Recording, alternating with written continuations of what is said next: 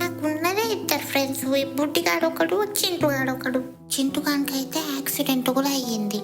మేము ఖాళీ ఉన్న ప్లేస్లో ఆడుకుంటున్నాం, సడన్గా ఒక బండి వచ్చి చింటుగాని గుర్తేసింది.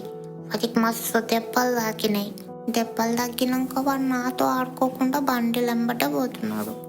మా ఫ్రెండ్ బుడ్డిగాడు కూడా ఎవరిని ఏమనేటోడు కాదు. వాడిని ఊరికే కనపడితే కొట్టి కొట్టి కొట్టి కోపిస్టోని తయారు చేసిండ్రు. ఇప్పుడు వాడు ఎవరిని చూసినా అరుస్తున్నాడు. వాడికి అసలు ఫుడ్ పెడతలేరు. వాడు ఆకలితో ఇంకా ఎక్కువ అరుస్తున్నాడు. అందరు ఎంబటి పడుతున్నాడు.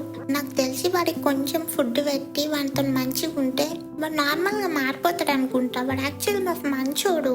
నన్ను కూడా నేను అనబడితే చాలు నన్ను చాలా మంది కొడతాడు. నేను వాళ్ళని ఏమనకపోయినా తుత్తుకునే కొడతారు. కొన్ని కుక్కలు మీతో మంచిగా ఉండలేవని అన్ని కుక్కలకి ఫుడ్ పెట్టొద్దు అంటున్నారు.